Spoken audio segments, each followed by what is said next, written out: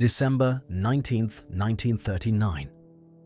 The forest road running northeast from Summa toward the Soviet lines is a channel of frozen mud and churned snow, and Corporal Aino Leinonen is lying flat in a drainage ditch beside it, with his face against the cold ground and his hands around a bottle of kerosene and tar that he has made himself in a barn 3 days ago.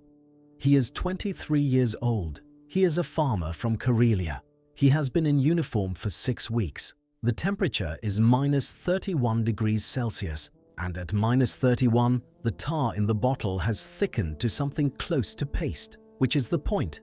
It will stick when it breaks, it will burn where it lands, it will not slide off steel. Behind him, in the trees, 4 other men from the same anti-tank section are in similar positions, similarly armed, watching the road. None of them has received formal anti-tank training. There are no anti-tank guns in their sector. There is no artillery support within range. What there is the road and the darkness and the bottles and the knowledge passed from the section's sergeant to each man in turn during the 2 days of preparation before this position, that a T-26 tank has a ventilation grate on the rear deck, just above the engine compartment, approximately 30 by 40 centimeters of steel mesh, and that if a bottle of burning tar lands on that grate and stays there long enough, the engine catches, and then the crew has approximately 90 seconds to choose between burning alive and climbing out into whatever is waiting for them in the dark. Leinonen knows where the grate is. He has practiced the throw against a barn door until his arm understood the arc. He is ready. The question that no diagram can answer is whether he will still be ready when the tank is real and the ground is shaking and the machine gun on the turret is sweeping the tree line with tracer rounds. That question will be answered in approximately 4 minutes when the lead tank of the Soviet 35th Tank Brigade rounds the curve 150 meters to the northeast and its headlights sweep across the snow. What happens on the road outside Summa on the night of December 19th, 1939, and across 5 more engagements over the following 6 days, belongs to a category of military history that conventional analysis struggles to process.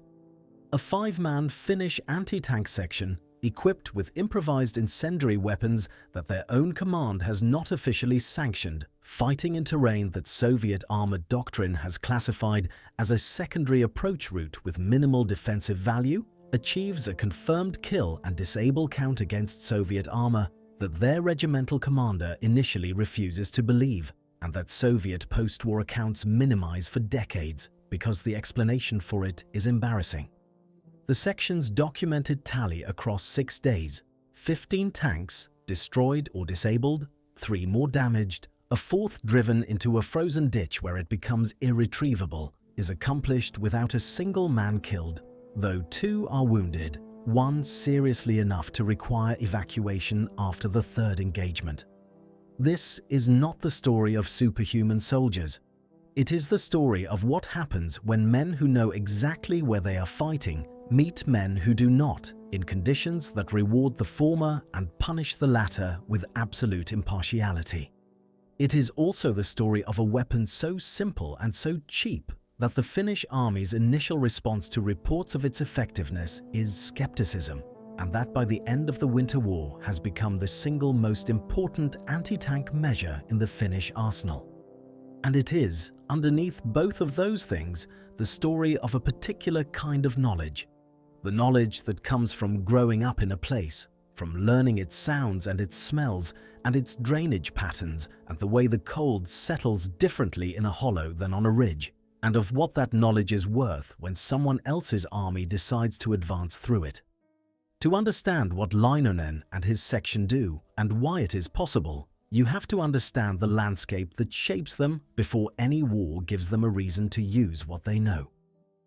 The Karelian Isthmus in December 1939 is not a landscape that forgives inattention. Between the Gulf of Finland to the south and Lake Ladoga to the north, the isthmus narrows to roughly 60 kilometers, and across that width, the terrain is a military planner's problem and a Finnish farmer's home. Dense pine and birch forest covers most of the land, broken by frozen lakes and wetlands that look on a map like open ground and are, in practice, either crossing points or killing grounds, depending entirely on who approaches them and from which direction. The roads through this forest are few and poorly maintained, and they are roads because the forest between them is not traversable by vehicles at any speed that constitutes a military advance. This fact, obvious to anyone who has spent a winter in Karelia, invisible to anyone who has not, is the foundation on which the entire Finnish defensive strategy rests. A Soviet tank column cannot go cross-country through the Karelian forest in December. It cannot cross frozen wetlands without risking ice that will not support 30 tons of steel. It must use the roads, and the roads, every one of them, is flanked by trees and darkness and the possibility that the men who grew up in those trees are waiting in the ditches beside them. Leinonen grows up 6 kilometers from the position he now occupies. He has hunted these forests since he was 12. He knows the drainage patterns of the ground under the snow, which matters because waterlogged ground does not freeze as solidly as dry ground, and a man who steps on it in the dark goes through to his knee.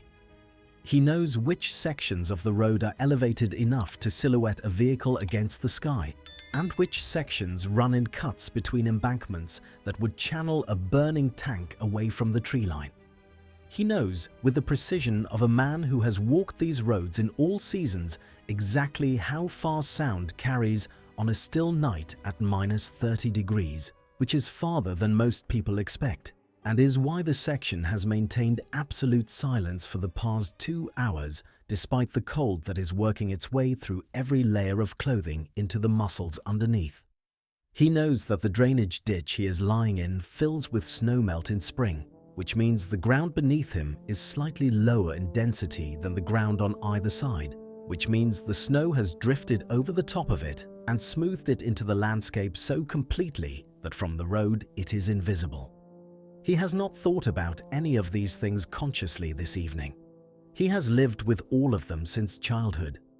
The Soviet tankmen coming down this road tonight know none of them. They are assembled in Leningrad 3 weeks ago. Their maps show the road as a route. Their orders say to advance. Their tank has a good engine and adequate armor, and a crew of 4 men doing their best in conditions their training has not prepared them for. In a country they have been told will welcome them on a night so cold that the metal of the tank's exterior burns exposed skin on contact. The Molotov cocktail, the weapon in Leinonen's hand, is not a Finnish invention, though Finland gives it a name that sticks. Improvised incendiary bottles had appeared in various forms in the Spanish Civil War, where Republican militias used them against nationalist tanks with variable results depending on the delivery method and the flammable material inside. The Soviet Union deploys them as well. Soviet propaganda in Finland has been claiming through November 1939 that the Red Army is dropping bread and butter on the Finnish people, humanitarian gifts from a fraternal socialist state. Finnish soldiers, with the particular humor of people whose country is being bombed, name their incendiary bottles after the Soviet Foreign Minister Vyacheslav Molotov, who announces these food deliveries. If the Soviets are sending Molotov's bread baskets from the air, the Finns will send Molotov's cocktails in return. The name spreads faster than any official communication can carry it. By mid-December, it is what every Finnish soldier on every sector of the front calls the bottle in his hand, regardless of what the official supply system calls the item, or whether the official supply system has gotten around to issuing it yet. The specific formulation that Leinonen's section uses, kerosene and tar with a small addition of potassium chlorate added to improve ignition reliability at extreme temperatures, has been worked out empirically through trial and error by Finnish soldiers in the field over the first 3 weeks of the war. The Finnish Army's standard issue. Incendiary at the outbreak of war is ethanol-based, and ethanol burns well in normal conditions, but at -30 degrees the ignition is unreliable and the flame, while hot, lacks the adhesive quality that makes an incendiary effective against a vehicle moving at speed. Tar solves both problems simultaneously. It is thick enough to stick to vertical surfaces. It burns hot enough and long enough to penetrate the steel mesh of a ventilation grate if the bottle breaks in the right place. It cools more slowly than ethanol, which means that even a partial hit, a bottle that breaks on the deck rather than through the grate, will continue burning long enough to cause problems for the crew inside. The Finnish civilian population has been producing these bottles in factories, in distilleries, in workshops, in private homes, at a rate the military supply corps cannot quite track because production has outrun the official system and is happening through channels that have no category in the supply manual. A distillery in Tampere, a glass factory in Riihimäki, individual households filling whatever bottles they have, women's organizations collecting containers and filling them and stacking them in barns for collection by supply trucks that come through every few days. By December 19th, the section has 32 bottles. They are stored in a cavity dug into the snow behind their position, wrapped in cloth soaked in a separate ignition compound so the wick lights quickly even in the cold, because a bottle with a wick that fails to light is a bottle that does nothing, and these men cannot afford for their weapons to do nothing. The T-26 that leads the Soviet column around the curve on the night of December 19th is a vehicle that tells the story of Soviet armored doctrine in the 1930s in every dimension of its design. Built on a British design purchased in 1930 and extensively modified over the following decade, the T-26 is a light infantry support tank, not designed for independent armored operations but for accompanying infantry across open ground, providing direct fire support against machine gun positions and fortified points that would otherwise hold up an infantry advance. It weighs approximately 10 tons. It carries armor between 6 and 25 millimeters thick depending on the location. The front plate is the heaviest, the deck and sides are lighter, and the rear is lighter still, because when the designers are allocating armor thickness, the rear of the vehicle is not where they expect it to be shot from. It mounts a 45mm gun that is adequate against other light armor and highly effective against infantry positions and unprotected vehicles. Its air-cooled engine runs cold in winter conditions but runs, which is more than can be said for several of the other Soviet armored vehicles deployed in Finland, whose water cooling systems require draining and refilling every time the vehicle stops for more than an hour in temperatures this far below freezing. The ventilation grate on the rear deck, the target, is approximately 30 by 40 centimeters of steel mesh positioned directly over the engine air intake, because an air-cooled engine requires air and the air has to come in from somewhere, and the somewhere the designers chose is the top of the rear deck, and the mesh is there to keep large objects out but cannot keep liquid out, and the liquid that concerns Leinonen is already burning in his hand. The lead tank moves at approximately 12 kilometers per hour, cautious by open country standards, and still faster than a man can comfortably run on icy ground in the dark. Its headlights are on, which illuminates the road ahead for the crew, but simultaneously destroys their night vision and makes the darkness on either side of the road absolute from the driver's perspective. When you are driving a tank with its headlights on at night on a forest road, you can see approximately 40 meters of road in front of you. You cannot see the ditches. You cannot see what is in the ditches. The turret is traversed to the right, the gun pointing into the tree line on the eastern side of the road, where the commander has assessed, correctly as it happens, because Koskinen and 2 other members of the section are in the tree line on the eastern side, that the greater threat lies. What the commander has not assessed correctly is that the section has members on both sides, and that the primary thrower is not in the tree line at all. Leinonen is in the drainage ditch on the western side of the road, which is lower than the road surface by half a meter and has been drifted over with snow until it is invisible from above. He is 12 meters from the road. When the tank passes his position, the rear deck will be 4 meters from his right hand. He waits until the tank has passed him entirely, until the rear deck is directly opposite his position and the turret is facing away.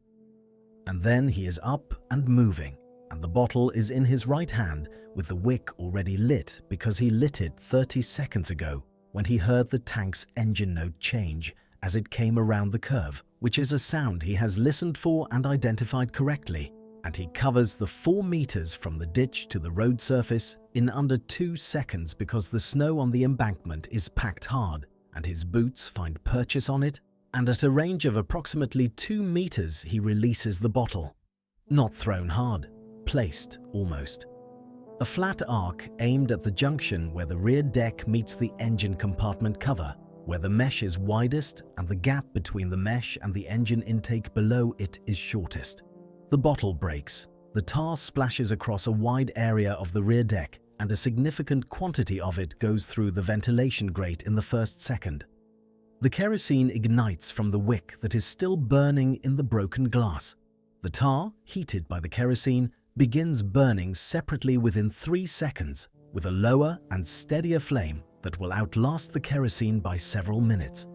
Inside the engine compartment, the temperature begins to rise at a rate the air-cooled engine was not designed to manage. The crew has approximately 90 seconds. Within 15 seconds of the first bottle breaking, Koskinen, positioned in the tree line on the eastern side of the road, 20 meters ahead of the first tank's current position, hits the second tank in the column from his position with a bottle that breaks across the driver's vision port rather than the engine deck. It does not penetrate the engine compartment. It does not disable the tank mechanically. What it does is spread burning tar across the glass of the vision port and across the front glacis plate of the tank in a sheet of fire that the driver inside cannot see through and cannot reach to extinguish. The blinded driver, operating on the last directive from his commander, which is to maintain column spacing and advance, cannot advance because he cannot see. He brakes, he turns slightly left.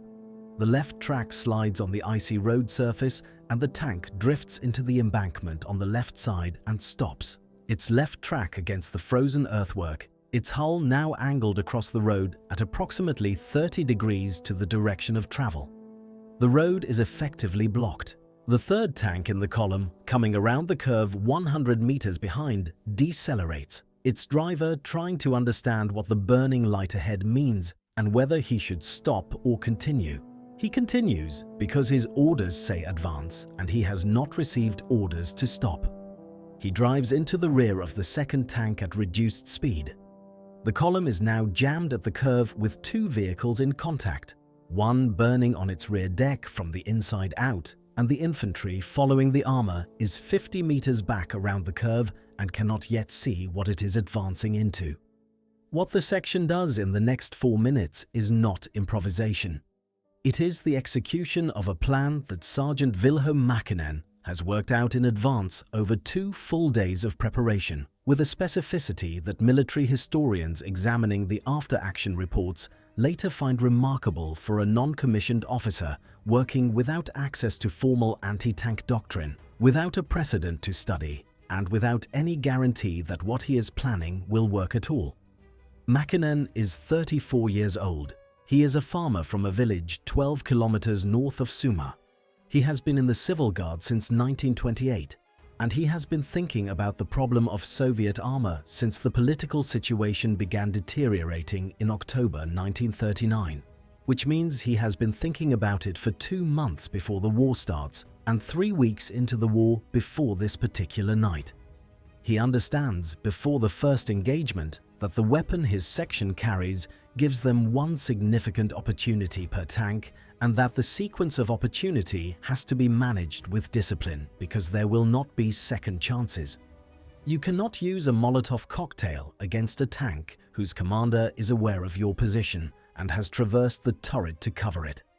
The turret traversal on a T-26 is manual and takes several seconds to complete 90 degrees of arc, but several seconds is enough if you are standing in the open trying to light a wick. The plan Mäkinen devises addresses this with a logic that is, in retrospect, elegant and, in the moment of its execution, brutally effective. You do not attack the tanks in the order you can reach them. You attack the tanks in the order that creates problems for the other tanks. The second tank before the first tank's crew can radio a warning. The third tank, while the second tank is still creating a road obstruction that occupies the third tank's driver. You manufacture a situation in which the available targets are either burning, blocked, confused, or facing the wrong direction, and then you work through them systematically, from the rear of the jammed section forward until the bottles are gone, or the opportunity closes, or the infantry reaches you, whichever comes first. On December 19th, the section uses 7 bottles and achieves 3 confirmed kills before the Soviet infantry, running forward along the road edge from its position 50 meters behind the column, reaches the eastern tree line and begins putting fire into the trees. Koskinen and the 2 men in the eastern tree line withdraw on their pre-planned route into the forest, moving northeast on a compass bearing that Mäkinen has walked in daylight, and that leads through a section of forest where the trees are dense enough to break any line of sight within 30 meters. Leinonen and the remaining man on the western side of the road withdraw along the drainage ditch for 200 meters, then cross the road at a section where the embankment on both sides is high enough to conceal them completely from anyone standing at the jammed vehicles, then join the eastern group on the forest route. The entire section is moving northeast within 90 seconds of Mäkinen's withdrawal signal, which is a single low whistle. They are back inside Finnish lines 20 minutes after the first bottle leaves Linonen's hand. Behind them on the road, 3 T-26 tanks are variously burning, blocked and immobilized. The Soviet column has halted.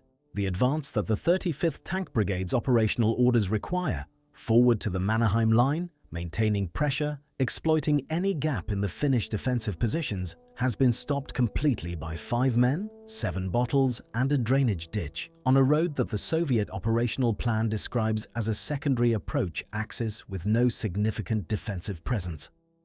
The regimental commander who receives Mäkinen's after-action report the following morning reads it twice. 3 tanks, 5 men, improvised weapons, no casualties on the Finnish side. 20 minutes of contact. The numbers occupy a space outside his existing categories for what a 5-man section can achieve in a single engagement. He calls Mäkinen to his command post and asks him to describe the attack from the beginning. Mäkinen describes it in the same flat, factual language he uses in the written report. The commander asks whether the section used any weapons other than the incendiaries. Mäkinen says no. The commander asks whether the 3 tanks are confirmed destroyed or whether some of them might have been recovered. Mäkinen says the reconnaissance patrol sent forward at first light reports 2 hulks still burning and 1 with its turret hatch open and no crew visible inside, which he interprets as a crew evacuation, which means the interior fire has reached the point where the crew preferred the alternatives outside. The commander writes in his log that the section's performance requires verification through additional reconnaissance, but that the physical evidence supports the report. He forwards it to division headquarters with a note recommending that additional stocks of improvised incendiary weapons be prioritized for anti-tank sections across the division's front, and that Sergeant Mäkinen's tactical approach be documented in sufficient detail for other section commanders to replicate it. This report, and reports like it arriving from at least 4 other sectors of the Finnish front in the same week of December 1939, is the documentary origin of what becomes official Finnish anti-tank doctrine within 2 weeks. The speed of the institutional response, from field report to official doctrine in 14 days, reflects something about the Finnish army in this period that is as important as any single tactical innovation. The Finnish military has entered this war knowing that it cannot match the Soviet Union in numbers, in armor, in artillery, or in air power. What it can do is learn faster than the Soviet operational tempo requires it to.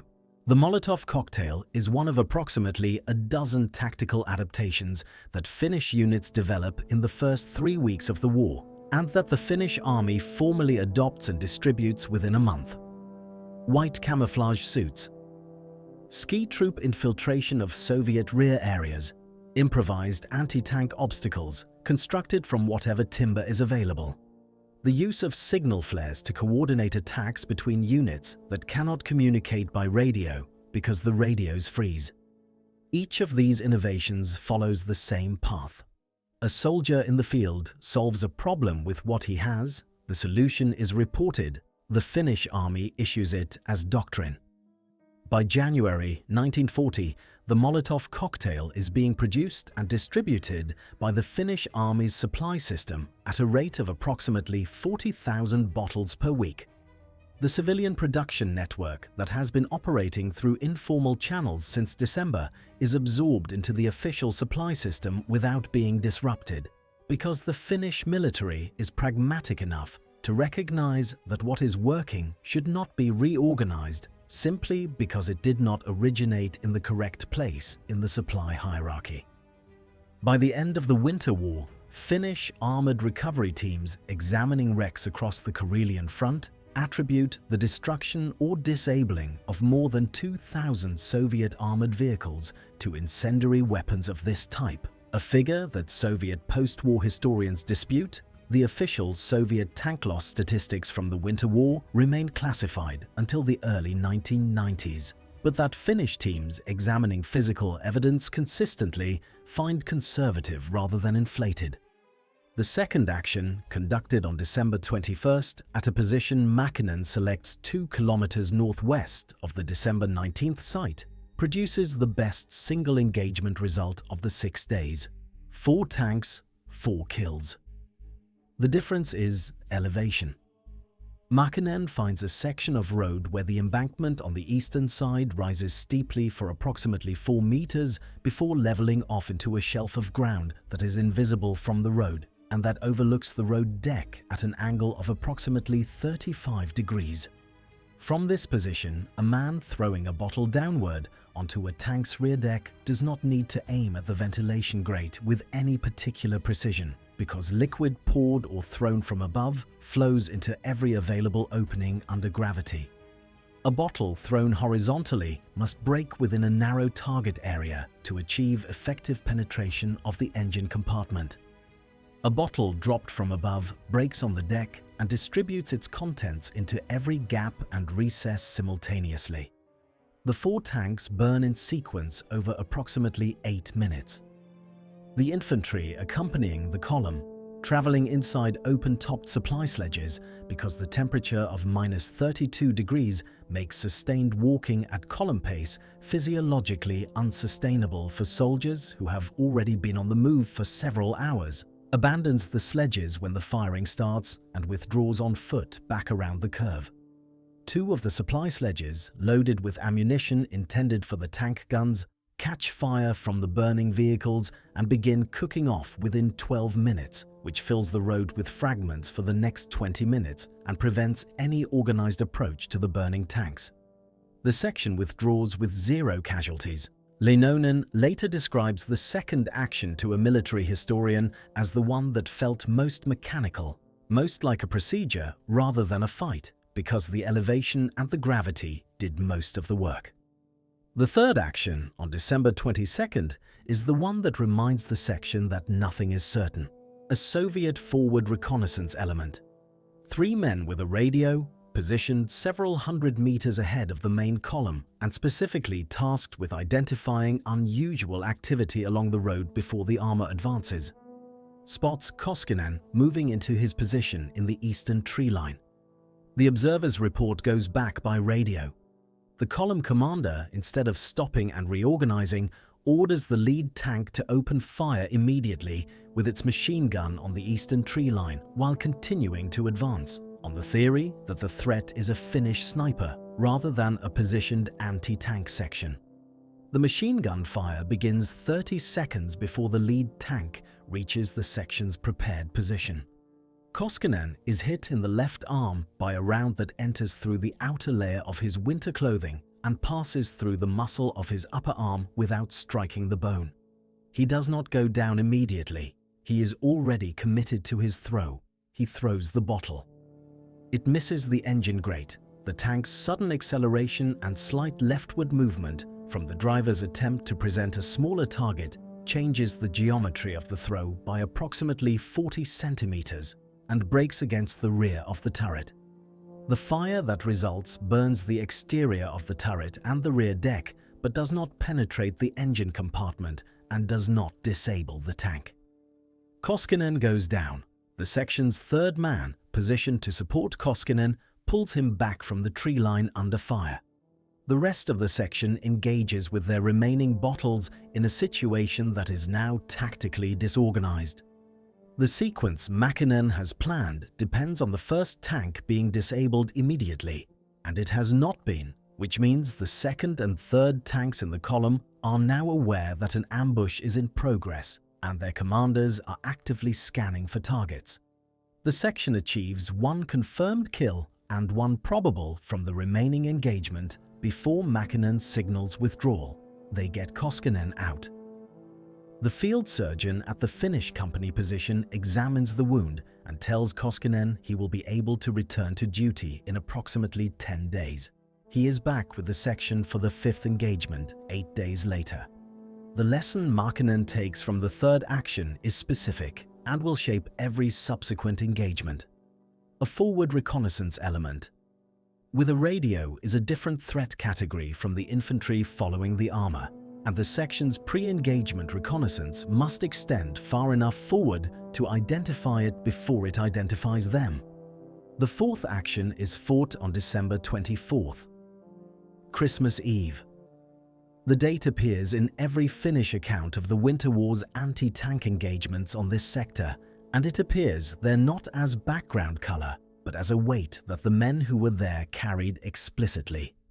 Christmas in Finland in 1939 is not a calendar entry. It is the center of the domestic year, the event around which Finnish family life organizes itself in the same way it has organized itself for generations, and every Finnish soldier in the field on December 24th is aware, with a specificity that the date makes unavoidable, that he is here rather than there. Mäkinen's section is in position on the Summa road by 4 o'clock in the afternoon, when the darkness is already complete and the temperature has dropped to -34 degrees Celsius. Leinonen has been keeping 2 of the bottles inside his coat against his body for the past hour to maintain the tar's viscosity. Because at -34 degrees, the tar without warming thickens beyond the point where it will spread effectively on impact. 3 tanks come down the road. 2 clean kills. The third retreats under its own power with its engine compartment smoking, moving back around the curve before the fire inside reaches the point of disablement. Mäkinen classifies it as a probable kill, unconfirmed, because the vehicle leaves the observation area before the outcome is certain. No Finnish casualties. The section withdraws on schedule and is back inside Finnish lines by 6 o'clock. A meal has been prepared. There is no ceremony. The men eat and they sleep, and they do not talk about Christmas. The 5th and 6th actions on December the 26th and 27th bring the section against an adaptation that demonstrates the Soviet command's capacity to learn from specific tactical failures even when it struggles to adapt its broader doctrine. The road is now preceded before each armor movement by a ski reconnaissance team, 2 to 4 men moving 300 to 400 meters ahead of the lead tank, checking the ditches and the tree line on both sides before the column advances. This is a direct response to the pattern the Soviet command has identified from surviving crew reports and from the physical evidence at the ambush sites. The Finnish attackers are in the ditches, not the tree line, and they are attacking from close range. The ski team is intended to flush them before the armor arrives. Mäkinen has anticipated this possibility since the third action and has adjusted his section's deployment accordingly. Instead of placing his men in the ditches closest to the road, he positions them on the embankments above the ditches, in ground that the ski team will pass beneath rather than through. The throwing angle is worse. The range from embankment top to road center is 8 to 10 meters rather than 4 to 6, and the probability of a first bottle hit on the ventilation grate drops significantly. But the section remains undetected through both engagements, and at ranges of 8 to 10 meters, a miss on the engine grate is still likely to land on the deck and produce a deck fire that will occupy the crew and potentially spread to the engine compartment given time. The fifth action produces 2 confirmed kills and 1 damaged vehicle. The sixth produces 3 confirmed kills, because Mäkinen has found a curve tight enough that the column must slow to walking pace to navigate it, which gives the throwers the time they need to aim carefully at the reduced distance. The 6-day total stands at 15 confirmed killed or disabled, 3 damaged, 1 unconfirmed probable.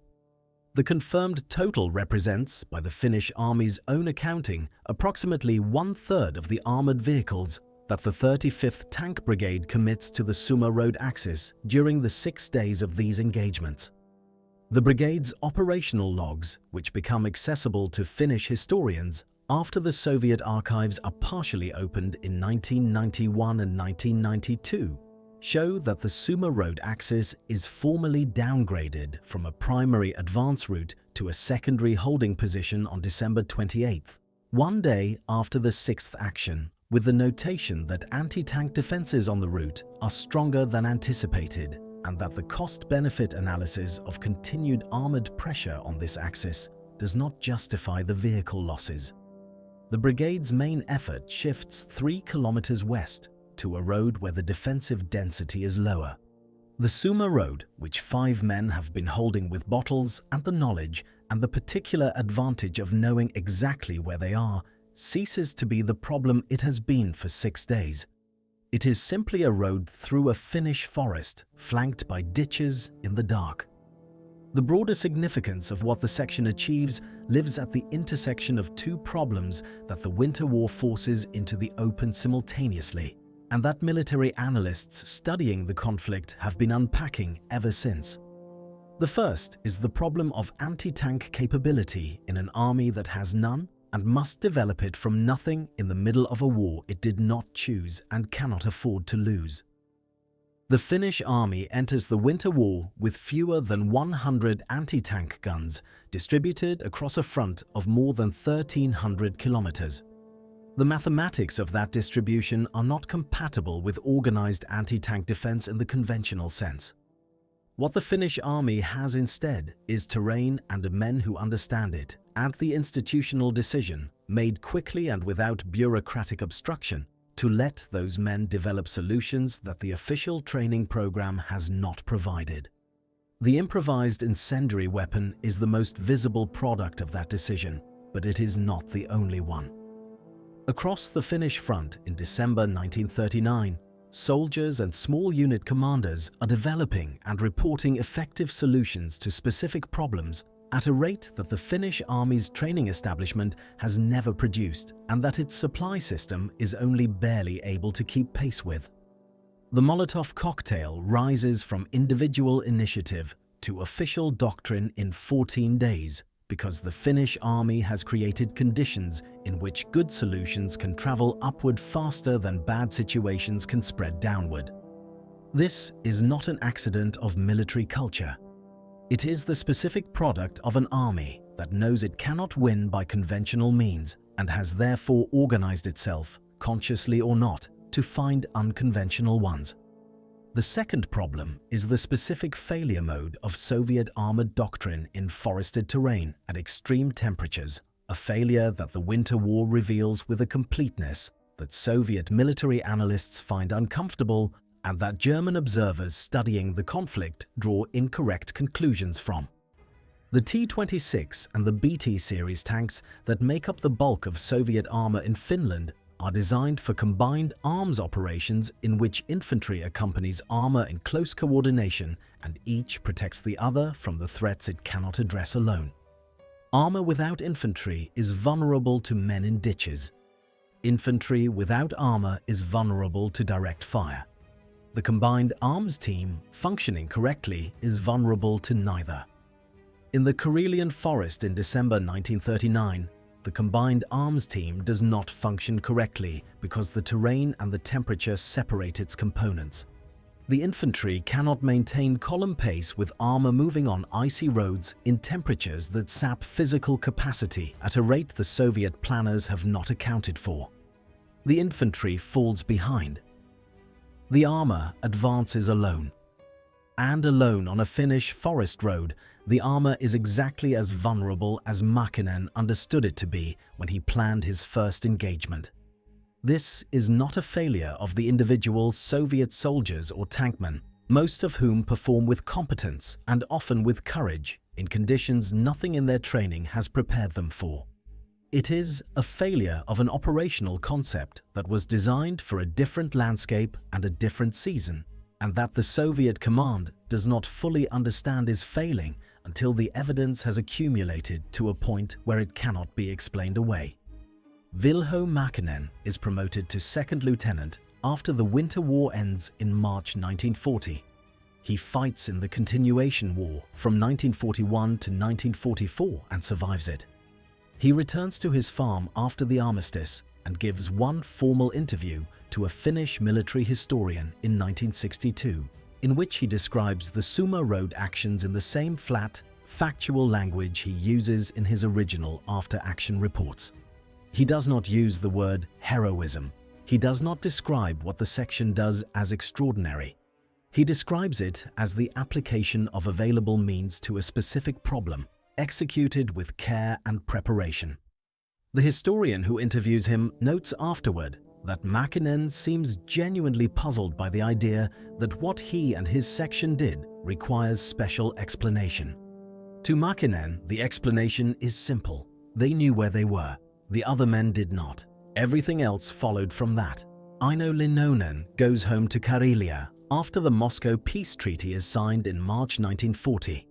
His farm is in the territory Finland cedes to the Soviet Union in the treaty, approximately 11% of Finland's pre-war land area, including the entire Karelian Isthmus and its industrial city of Viipuri, transferred in exchange for Finland retaining its independence and its government and its existence as a sovereign nation. He evacuates with approximately 400,000 other Finnish Karelians who leave in the days immediately following the armistice, taking what they can carry on carts and sleds and on their own backs, leaving behind the farms and the houses and the graves of their parents and grandparents. He resettles in central Finland. He fights in the Continuation War and survives it. He dies in 1987 at the age of 71 in a town 300 kilometers from the drainage ditch where he spends the most important 20 minutes of his life. His name appears in the Finnish Regimental Archive in Helsinki, in the after-action reports Mäkinen files after each of the 6 engagements. It does not appear in most published accounts of the Winter War. The tanks he destroys appear in the Soviet 35th Tank Brigade's loss records as destroyed by enemy anti-tank fire, which is technically accurate. The details of how and by whom are in Helsinki, in a file that has been read by perhaps a dozen researchers since the war ended. The road outside Summa still exists. The drainage ditches on both sides of it are still there, still invisible from the road under snowdrift in winter, still filling with meltwater in spring. The forest has grown back around whatever marks the fighting leaves in the soil. In January 1940, a Finnish reconnaissance patrol reports finding the frozen hulks of 3 T-26 tanks still on the road from the first engagement, their crews still inside them, dead of cold after the fires go out, preserved by the same temperature that makes the tar in the bottles work as intended. By spring, the hulks have been removed by Soviet recovery teams.